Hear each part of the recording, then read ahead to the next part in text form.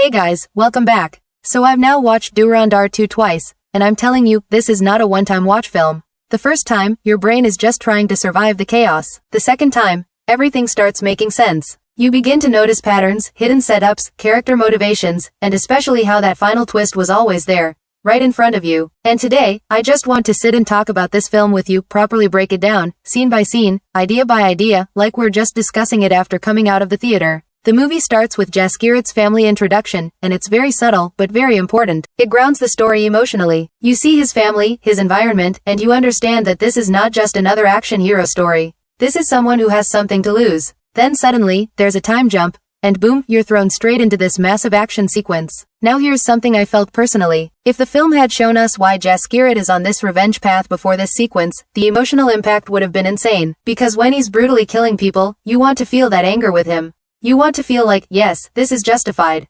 But instead, the film makes you earn that emotion slowly. And honestly, on second watch, that decision starts making more sense. Now let's talk about Jaskirat. Ranveer Singh is absolutely locked in this role. He's not over-expressive, he's not shouting his emotions, he's controlled. And that control comes from his military background. His emotions only leak out at very specific moments. Like when he's searching for his sister. That one moment where his voice cracks slightly, where the anger slips through, that hits harder because he's been holding everything back. Otherwise, he feels like a weapon.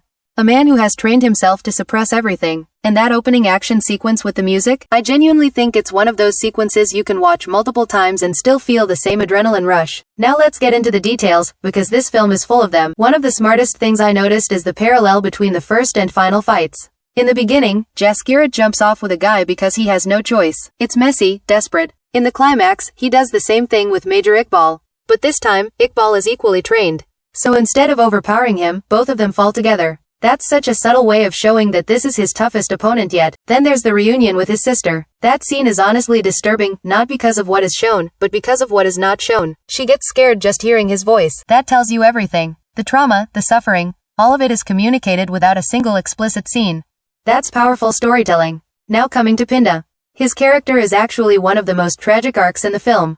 He starts off as someone who's involved in crime, yes, but still somewhat stable.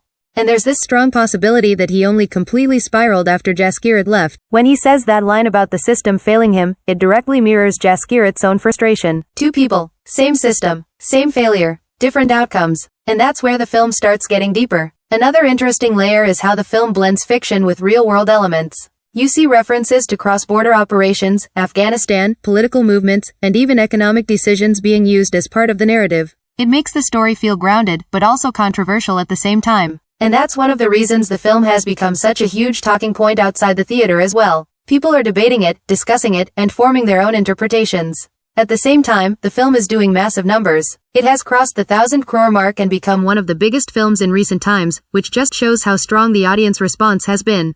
But now let's talk about the biggest turning point in the film. Agent 45. This twist completely changes how you see everything. Because when you go back and think about those earlier scenes, especially the meetings, you realize that he was always there, quietly influencing decisions. He's the one guiding outcomes. He's the one indirectly protecting Hamza. He's the one letting chaos happen, but in a controlled way. And the craziest part is, the film actually tells you this. That one small dialogue about a coordinator above, it feels insignificant at first. Nobody pays attention to it, but that's the setup. And when the reveal happens, your brain takes a few seconds to process it. Even Jaskirat's reaction is perfect. First, confusion, then realization, then acceptance.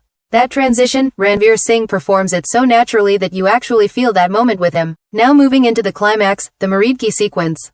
It's intense, chaotic, and slightly stretched in places. But emotionally, it works. Especially the fight with Major Iqbal, that's where everything becomes personal. You can feel the weight of everything leading up to that moment. And then comes the ending. For me, this is the most powerful part of the entire film. He sees his family. But he doesn't go to them. And that decision is perfect. Because meeting them would mean disrupting their lives again. Bringing danger back into their world. And Jaskirat understands that. He has spent years in violence, in conflict, in war.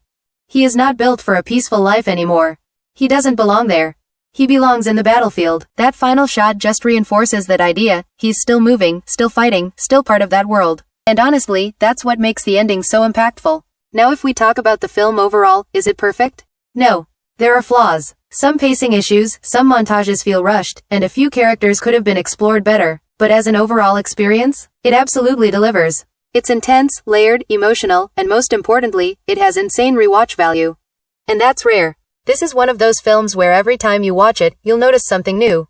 Now I want to hear from you. What did you notice on your second watch? Did you catch the Agent 45 hints early? And do you think a third part is actually coming? Drop your thoughts in the comments. I'm genuinely curious to see what you guys picked up. And if you enjoyed this breakdown, make sure to like, subscribe, and I'll see you in the next one.